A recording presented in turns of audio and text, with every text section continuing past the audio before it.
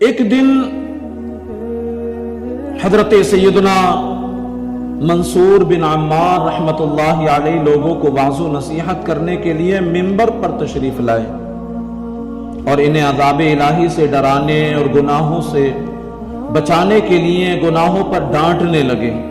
قریب تھا کہ لوگ شدت اضطراب سے تڑپ تڑپ کر مر جاتے۔ اس محفل میں گناہگار نوجوان بھی موجود تھا جو اپنے گناہوں کی وجہ سے قبر میں اترنے کے متعلق کافی پریشان تھا۔ جب وہ آپ رحمت اللہ علیہ کے اجتماع سے واپس گیا تو یوں لگتا تھا جیسے بیان اس کے دل پر بہت زیادہ اثر انداز ہو گیا ہے۔ وہ اپنے گناہوں پر نادم ہو کر اپنی ماں کی خدمت میں حاضر ہوا اور عرض کی، اے میری امی جان، آپ چاہتی تھی نا میں شیطان و لہو لعب اور خدائے رحمان کی نافرمانی چھوڑ دوں۔ اے میری امی جان، آپ چاہتی تھی میں شیطانی کاموں سے رک جاؤں، رب رحمان کی اطاعت و فرما برداری کرنے لگ جاؤں، آج سے میں اسے ترک کرتا ہوں۔ اور اس نے اپنی امی جان کو یہ بھی بتایا کہ میں حضرت سیدنا منصور بن عمار رحمت اللہ تعالی کی اجتماع پاک میں حاضر ہوا اور اپنے گناہوں پر بہت نادم ہوا۔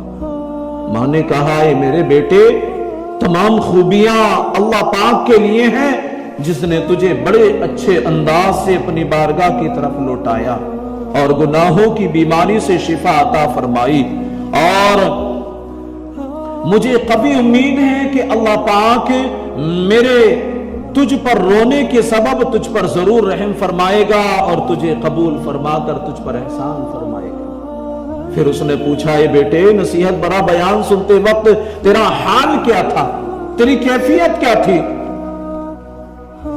تو کیا محسوس کر رہا تھا؟ تو اس نے جواب دیا، میں چند اشعار اس نے پڑھے جواب کے طور پر، جن کا مفہوم یہ ہے کہ میں نے توبہ کے لیے اپنا دامن پھیلا دیا والدہ، اور اپنے آپ کو ملامت کرتے ہوئے مطیع و فرما بردار بن گیا ہوں۔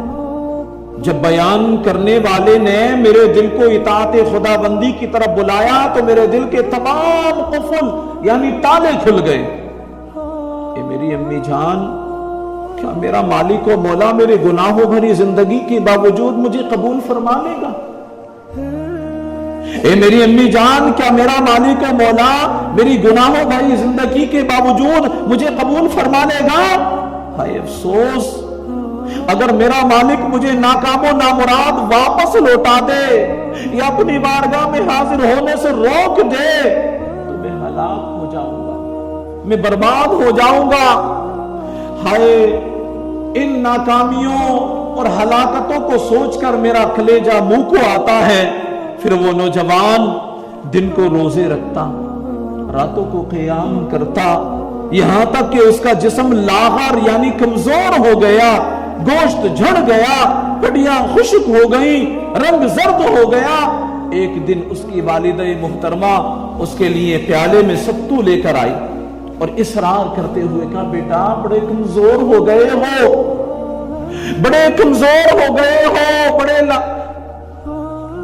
تمہاری نقاہت اور کمزوری نے تمہیں بے بس کر رکھا ہے، میں تجھے اللہ پاک کی قسم دے کے کہتی ہوں یہ پی لو، تمہارا جسم بہت مشقت اٹھا چکا۔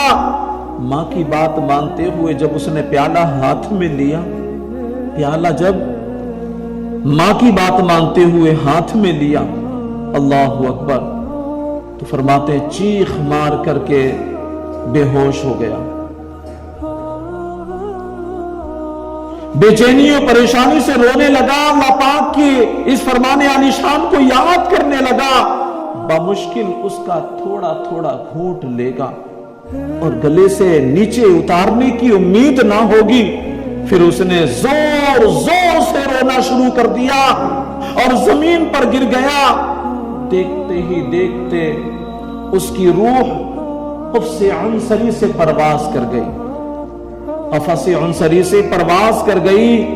اور مسلمانوں، دن رات گناہوں میں مشغول رہنے والا نوجوان ایک اجتماع میں حاضر ہوا اور اس نے اس اجتماع میں ہونے والے رقت انگیز بیان کو سنا تو اس کے دل میں ایسا انقلاب برپا ہو گیا کہ ساری رات اللہ پاک کی عبادت کرتا، دن میں روزہ رکھتا، اور سچی توبہ کرنے کے بعد بھی خوف خدا کے باعث ہر وقت سابقہ گناہوں پر نادم رہتا، اور اسی کیفیت میں وہ اس دنیا سے رخصت ہو گیا۔ اس حکایت سے ہمیں یہ درس ملا کہ نیک اجتماعات میں شرکت کرنا بڑی سعادت کی بات ہے، کہ اس کی برکت سے جہاں اجر و ثواب ملتا ہے، اجر و ثواب کا خزانہ ہاتھ آتا ہے، وہیں بہت سے لوگوں کو توبہ کی توفیق بھی نصیب ہوتی ہے۔ ہمیں بھی ان نیک اجتماعات میں شرکت کرنا چاہیے، نیک لوگوں کی محفلوں میں جانا چاہیے، نیک لوگوں کی نصیحتوں کو سننا چاہیے، کیونکہ یہ وہ نصیحتیں ہیں، یہ وہ محفلیں ہیں، یہ وہ سنگتیں ہیں جو دنیا میں بھی فائدہ دیتی ہیں، آخرت میں بھی بیڑے پار لگاتی ہیں۔ اللہ پاک کی رحمتیں بے حد و بے حساب ہیں، وہ اپنے بندوں کی ساری خطاؤں کو معاف کر دیتا ہے، بندوں کو بھی اپنی توبہ پر قائم رہنا چاہیے۔ یاد رکھیے توبہ کی 3 شرائط ہیں، اگر ان شرطوں پر عمل کیا جائے تو سچی توبہ مانی جائے گی، تبھی سچی توبہ مانی جائے گی۔ اور وہ 3 شرطیں یہ ہیں کہ ماضی پر یعنی جو گناہ کیا اس پر ندامت کرے، جو پیچھے گناہ کر چکا۔ دوسرا ترک گناہ یعنی گناہ کو چھوڑ دینے کا پکا ارادہ کرے۔ تیسرا یہ عزم یعنی پکا ارادہ کرنا کہ آئندہ اب گناہ نہیں کروں گا۔ اعلیٰ حضرت امام عشق و محبت مجدد دین و ملت مولانا شاہ امام احمد رضا خان علیہ رحمت والرضوان فرماتے ہیں سچی توبہ کے یہ معنی ہے کہ گناہ پر اس کے لیے اس لیے کہ وہ اس کے رب پاک کی نافرمانی تھی، نادم و پریشان ہو کر فوراً چھوڑ دے اور آئندہ کبھی اس گناہ کے پاس نہ جانے کا سچے دل سے پورا عزم کریں۔ جو چارہ کار اس کی تلافی کا اپنے ہاتھوں میں ہو اسے فوراً بجا لائے۔ لہذا ہمیں بھی توبہ کی شرائط کو ملحوظ خاطر رکھتے ہوئے توبہ کرتے رہنا چاہیے۔ اگر پھر بھی بتقاضۂ بشریت کوئی گناہ سرزد ہو جائے فوراً رب کی بارگاہ میں بصد عاجزی اور انکساری گناہ پر نادم ہوتے ہوئے توبہ کیجئے۔ اگر پھر گناہ کر بیٹھے تو پھر توبہ کیجئے، پھر خطا ہو جائے پھر توبہ کیجئے۔ ہر وقت اللہ پاک کا خوف پیش نظر رکھیے، انشاءاللہ گناہوں سے بچنے کا ذہن بنے گا۔